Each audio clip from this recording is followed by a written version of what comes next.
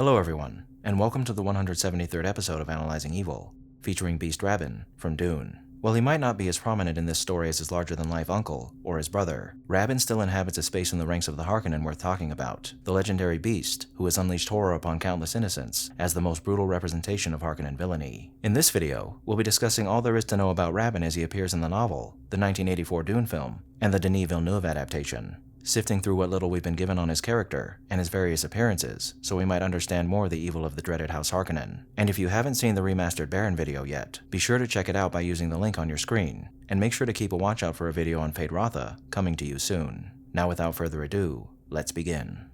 Glossu Rabban's origins are outlined a bit for us at the end of the Dune novel in the section titled The Almanac and Ashraf, or Excerpts of the Noble Houses. Glossu Rabban, Count of Lankiveil, was the eldest nephew of Vladimir Harkonnen. Glossu Rabban and Feyd-Rautha Rabban, who took the name Harkonnen when chosen for the Sardar Baron's household, were legal sons of the Sardar Baron's youngest demi-brother. Abulard renounced the Harkonnen name and all rights to the title when given the sub-district governorship of Rabban Lankiveil. Rabban was a distaff name. So there's a couple things to note here from this small description. Lankiveil is a planet that the Harkonnens were either granted as a fief or conquered at some point in the past, and it's known for being the primary source of whale fur in the known universe. In the Baron's description in the Almanac and Ashraf, we learn that House Harkonnen managed to regain prominence in the Imperium through manipulation of the whale fur market. So it's possible that the Harkonnens might have taken on Lankiveil as a tributary some centuries prior to the start of our story, and when they did, they left the minor House of Rabban in charge of governing the planet and its markets. Now a demi-brother or sister in the Dune universe is like a half-brother or sister with extra steps, as your demi-sibling is a person you share the same father with, but your mothers are specifically one of your father's concubines, and a distaff name means one that was inherited through the female line of a house. So perhaps Abulard fell in love with a lady of House Rabban, and chose then to renounce his Harkonnen name, afterwards assuming the title of Count of Lankiveil alongside his countess wife. It's also possible that as the younger half-brother of the future Baron Vladimir Harkonnen, that Abulard saw a path to achieving greater power for himself through his marriage to the female heir of House Rabban, as unless his elder brother suffered an untimely death, Abulard was destined to become a minor representative of House Harkonnen, who was forced to answer to his elder brother. And considering the kind of person Vladimir is, it would be understandable that he wouldn't want to be a part of a household that was ruled by such a man. And in the process of separating himself from House Harkonnen, he could secure a fairly comfortable position for himself and his family by relinquishing his Harkonnen name. This would actually make a lot of sense, as in some ways it would seem that the renunciation of the Harkonnen name effectively made the Rabban subfamily pseudo-Harkonnens rather than actual Harkonnens, at least as far as the main house was concerned, or more appropriately, as far as the Baron was concerned, as though the Baron decided to effectively adopt his nephews due to him not possessing heirs of his own. He didn't grant them the Harkonnen name upon doing so, preferring to withhold that honor until they proved themselves to him as worthy of reclaiming such a noble name. Now, save for the fact that Rabban eventually assumed his father's title of Count of Lankiveil, that's about all we're given as far as a concrete backstory for Rabban goes. But there's something else that gives us a window into who Rabban is, how he became who he is, and how he earned his moniker of Beast. Early on in the novel, Paul makes the following observation about Gurney Halleck and an ink-vine scar that he has along his jaw. He looked at the beet-colored ink-vine scar on the man's jaw, remembering the story of how it had been put there by Beast Rabban in a Harkonnen slave pit on Gedi Prime. We're never given this story that Paul refers to in full, but later on in the novel, when Gurney is speaking to a smuggler by the name of Tuek following the Harkonnen invasion, Gurney says the following: "I have a score of my own against Rabban. I owe him for the lives of my family." He rubbed at the scar along his jaw, and for this.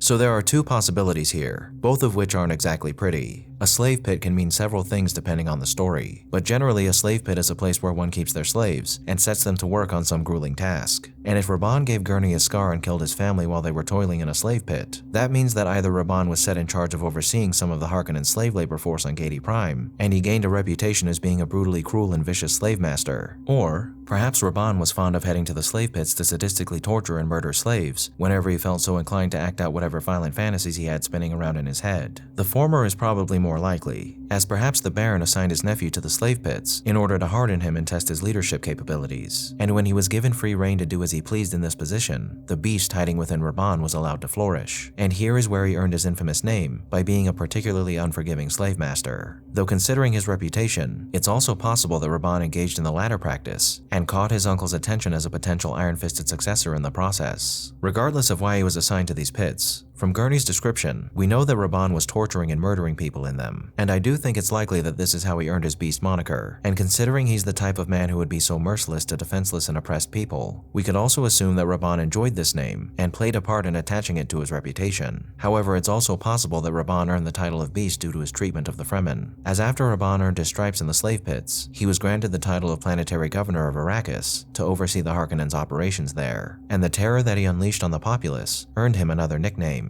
Mudir Naya, which in Fremen means demon ruler, a name that could have easily spawned the more widely used title of beast, which provides further support for the idea that Rabban was assigned to oversee the slave pits of Gedi Prime to prepare him for all the horrid things he would need to do on Arrakis in order to keep the spice flowing. So with that in mind, it could be true that Rabban derived pleasure from his name and his actions like I mentioned earlier, but I don't think Rabban was meant to be imagined as a sadist. Rather, I think Rabban is meant to be seen as a slightly dull, yet vicious workhorse who has no qualms about enacting violence on others. Much like a beast that viciously devours or mauls everything in its path, he doesn't enjoy being violent. Violence is often the easiest and most effective tool to use in any given situation, and like one uses a hammer to hit a nail, Rabban uses violence to solve any problem he's presented with. A slave mouths off to you? Hit him as hard as you can, and if he dies in the process, oh well, there's always more. Spice needs to be mined on Arrakis, and the natives are resistant to Harkonnen rule? Well, beat them all into submission, and kill anyone who gets in our way. That's who Glossu Rabban is. Not a devious and sadistic monster who's standing ready to exact his pleasures from his victims, who couldn't care less about hurting others if that's what he needs to do. However, Rabban isn't as dull and animalistic as we're made to believe. As much to even his uncle's surprise, we're given a moment of thoughtfulness from Rabban, and we find this in the only actual scene of him we're given in the novel, when the Baron is speaking to Rabban about reinstating him as governor of Arrakis in the wake of Piter's demise. The man who stood outside the doorfield of the Baron's bedchamber was low-built, gross of face and body, with the Harkonnen paternal line's narrow-set eyes and bulge of shoulders. There was yet some rigidity in his fat, but it was obvious to the eye that he'd come one day to the portable suspensors for carrying his excess weight. A muscle-minded tank brain, the Baron thought. No mentat, my nephew, not a Piter de Vries, but perhaps something more precisely devised for the task at hand. If I give him freedom to do it, he'll grind over everything in his path. Oh, how he'll be hated here on Arrakis. My dear Rabban, the Baron said. He released the doorfield, but pointedly kept his body shield at full strength, knowing that the shimmer of it would be visible above the bedside glow globe. You summoned me, Rabban said. He stepped into the room, flicked a glance past the air disturbance of the body shield, searched for a suspensor chair, found none. Stand closer where I can see you easily, the Baron said. Rabban advanced another step, thinking that the damnable old man had deliberately removed all chairs, forcing a visitor to stand. The Atreides are dead, the Baron said. The last of them. That's why I summoned you here to Arrakis. This planet is again yours. Rabban blinked. But I thought you were going to advance Piter de Vries to the… Piter too is dead.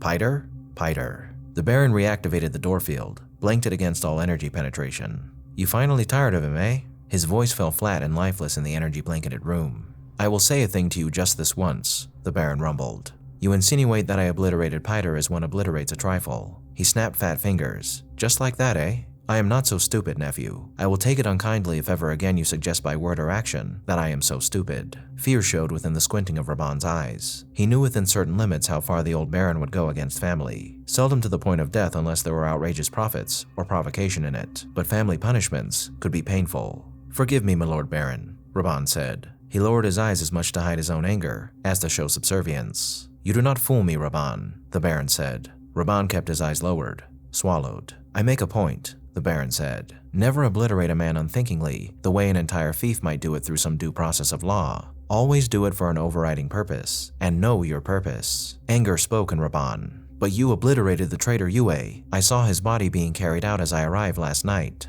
Rabban stared at his uncle, suddenly frightened by the sound of those words. But the Baron smiled. I'm very careful about dangerous weapons, he said. Dr. Yue was a traitor. He gave me the Duke. Strength poured into the Baron's voice. I suborned a doctor of the Suk school, the inner school. You hear, boy? But that's a wild sort of weapon to leave lying about. I didn't obliterate him casually. Does the Emperor know you suborned a Suk doctor? This was a penetrating question, the Baron thought. Have I misjudged this nephew? The Emperor doesn't know it yet, the Baron said, but his Sardar are sure to report it to him. Before that happens though, I'll have my own report in his hands through CO.AG company channels. I will explain that I luckily discovered a doctor who pretended to the conditioning. A false doctor, you understand. Since everyone knows you cannot counter the conditioning of a Suk school, this will be accepted. Ah, Rabban murmured, and the Baron thought, indeed, I hope you do see how vital it is that this remains secret. The Baron suddenly wondered at himself. Why did I do that? Why did I boast to this fool nephew of mine, the nephew I must use and discard?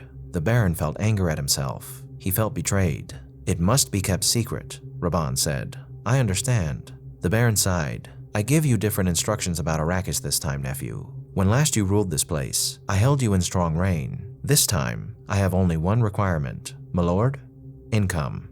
Income? Have you any idea, Rabban, how much we spent to bring such military force to bear on the Atreides? Do you have even the first inkling of how much the guild charges for military transport? Expensive, eh? Expensive. The Baron shot a fat arm toward Rabban. If you squeeze Arrakis for every cent it can give us for 60 years, you'll just barely repay us. Rabban opened his mouth, closed it without speaking. Expensive, the Baron sneered. The damnable guild monopoly on space would have ruined us if I hadn't planned for this expense long ago. You should know, Rabban, that we bore the entire brunt of it. We even paid for transport of the Sardar. Income then, Rabban said. The Baron lowered his arm, made a fist. You must squeeze, and I may do anything I wish as long as I squeeze. The cannons you brought, Rabban said. Could I? I'm removing them, the Baron said. But you won't need such toys. They were a special innovation and are now useless. We need the metal. They cannot go against the shield, Rabban. They were merely the unexpected. It was predictable that the Duke's men would retreat into cliff caves on this abominable planet.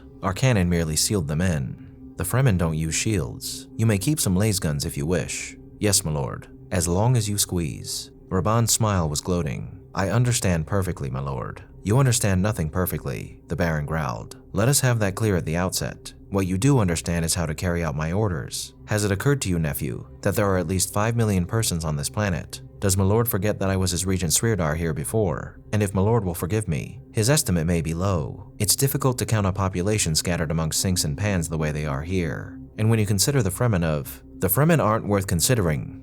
Forgive me, my lord Baron, but the Sardar believe otherwise. The Baron hesitated, staring at his nephew. You know something. My lord Baron had retired when I arrived last night. I took the liberty of contacting some of my lieutenants from, before. They've been acting as guides to the Sardar. They report that a Fremen band ambushed a Sardar force somewhere southeast of here and wiped it out. Wiped out a Sardar force? Yes, my lord. Impossible. Rabban shrugged. Fremen defeating Sardar, the Baron sneered. I repeat only what was reported to me, Rabban said. It is said that this Fremen force already had captured the Duke's redoubtable Thufir Hawat. Ah, the Baron nodded, smiling. I believe the report, Rabban said. You've no idea what a problem the Fremen were. Perhaps, but these weren't Fremen your lieutenant saw. They must have been Atreides men trained by Hawat and disguised as Fremen. It's the only possible answer. Again, Rabban shrugged. Well, the Sardar think they were Fremen. The Sardar already have launched a program to wipe out all Fremen. Good. But it'll keep the Sardar occupied, and we'll soon have Hawat. I know it. I can feel it. Ah, this has been a day. The Sardar are off hunting a few useless desert bands, while we get the real prize. My lord, Rabban hesitated, frowning. I've always felt that we underestimated the Fremen, both in numbers and in… Ignore them, boy. They're rabble. It's the populous towns, cities, and villages that concern us. A great many people there, eh? A great many, my lord. They worry me, Rabban. Oh, 90% of them are of no concern, but there are always a few. Houses minor and so on. People of ambition who might try a dangerous thing. If one of them should get off Arrakis with an unpleasant story about what happened here, I'd be most displeased. Have you any idea how displeased I'd be? Rabban swallowed. You must take immediate measures to hold a hostage from each house minor, the Baron said. As far as anyone off Arrakis must learn, this was straightforward house-to-house battle. The Sardar had no part in it, you understand. The Duke was offered the usual quarter in exile, but he died in an unfortunate accident before he could accept. He was about to accept, though. That is the story. And any rumor that there were Sardar here, it must be laughed at. As the Emperor wishes it, Rabban said.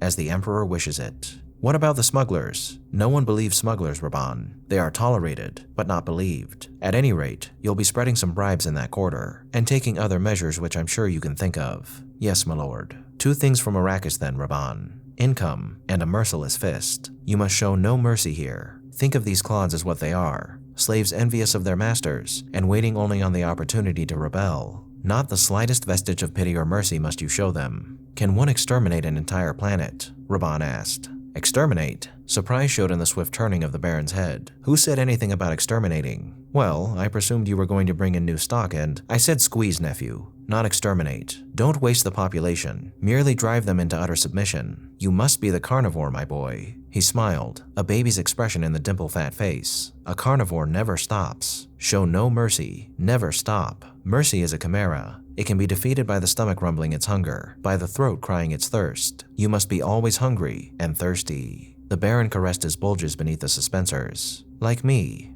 I see, my lord. Rabban swung his gaze left and right. It's all clear then, nephew. Except for one thing, uncle. The planetologist, Kynes. Ah yes, Kynes. He's the Emperor's man, my lord. He can come and go as he pleases, and he's very close to the Fremen. Married one.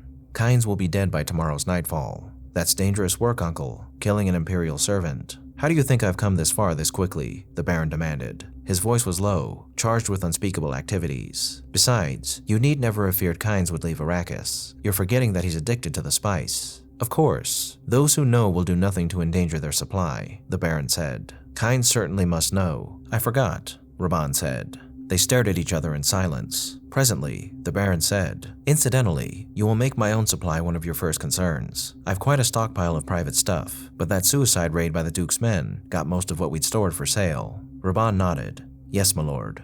The Baron brightened. Now tomorrow morning, you will assemble what remains of our organization here, and you'll say to them, Our sublime Padishah Emperor has charged me to take possession of this planet and end all dispute. I understand, my lord. This time I'm sure you do. We will discuss it in more detail tomorrow. Now leave me to finish my sleep.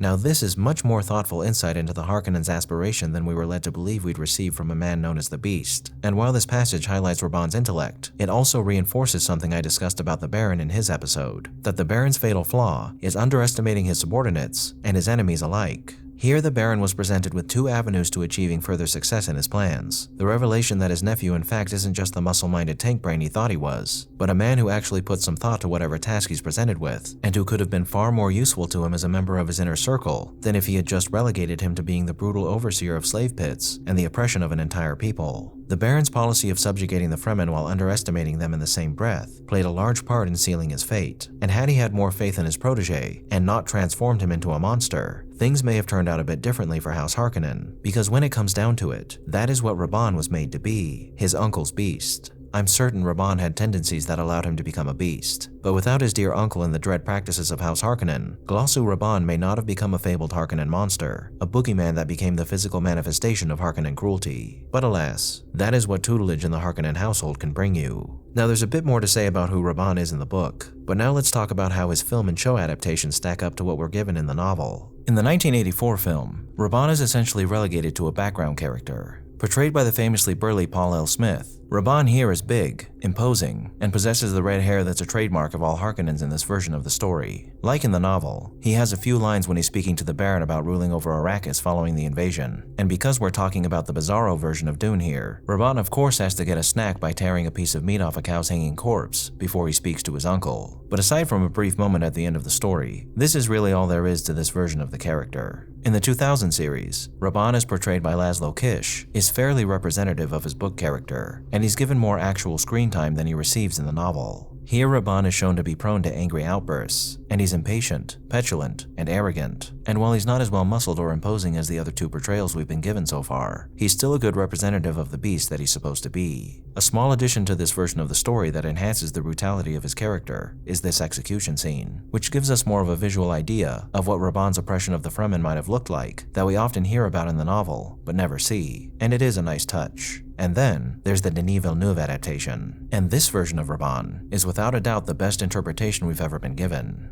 Massive, hulking, and bald like all the other Harkonnens, everything about this version of the character screams brute. Like the miniseries Rabban, Dave Bautista's Rabban is prone to angry outbursts, and it's one of the defining components of this version of the character. There are only a couple times we're shown Rabban interacting with others where he doesn't lose his temper, and while this aspect of his character is absent from the book, it greatly enhances his persona as a beast who's ready to rip anything in his path to shreds at a moment's notice. A notion that's enhanced even further when we see Rabban overseeing some spice mining on Arrakis in Part 2, and he brutally dispatches the head of his operations in a swift show of force. However, the hint of intellect that we're given from Rabban in the book is omitted in this iteration of the character, but it's a fantastic rendition of Rabban nonetheless. Now, something we haven't really discussed yet is how Rabban, the elder of Baron Harkonnen's two nephews, was eventually passed over for Feyd-Rautha for the barony. The reason for this essentially stays the same, but it's executed a bit differently in the newest films. In the book and the miniseries, the reason lies in the Baron's belief that Rabban isn't quite up to the task of becoming the next Baron Harkonnen, never mind the Emperor that the Baron so desperately wants to make of his next heir, reasoning that he's far too brutal and simple-minded for the task. As though he has the Harkonnen cruelty in abundance, he lacks their finesse and sly cunning, which would be required to keep the plan set in motion by the Baron moving forward after his retirement or his demise. So in order to prepare his much more suitable nephew Feyd-Rautha for the position, Rabban was made to be the villain that would inflict further terror upon the Fremen, a villain that the valiant Feyd could save these poor people from as the hero they desperately needed, boosting Feyd's popularity and image, so a Harkonnen as Emperor might not seem such a far-fetched idea when it came to deciding who would succeed the aged Shaddam IV. And not only did the Baron instruct Rabban to squeeze the Fremen further than he already had, but later on he ensured that he would be forced to take desperate measures with the populace by pulling all support lines for him on Arrakis, which prompted Rabban to even try and send a peace treaty to the Fremen at one point in the novel,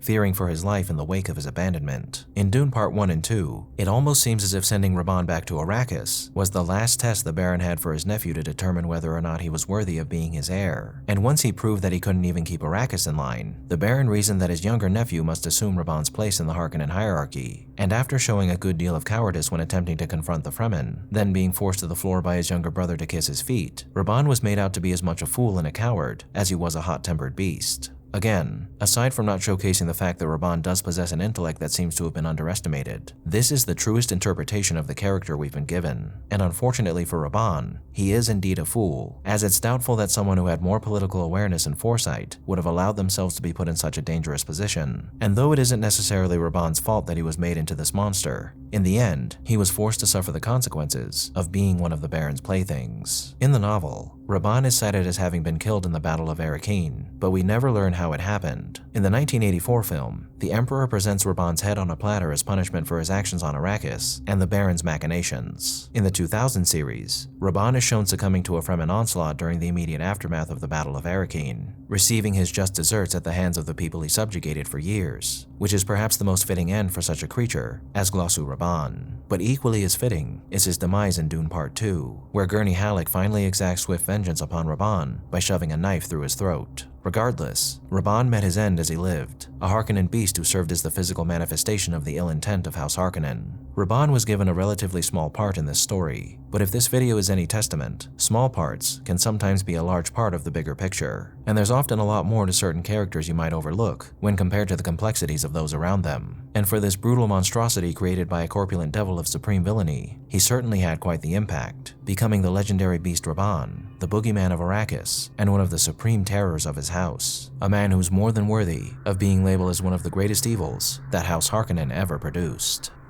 Thank you all for tuning in to this episode of Analyzing Evil, and I hope you've enjoyed. What are your thoughts on Rabban? Let me know down below, and leave a suggestion for a villain you'd like to see featured while you're at it. If you like this video, hit that thumbs up button, and make sure to subscribe if you haven't already. A big thank you to all of my subscribers, my patrons, and anyone who's decided to honor me with a super thank, and a most vile thank you to those whose names you're seeing on screen now.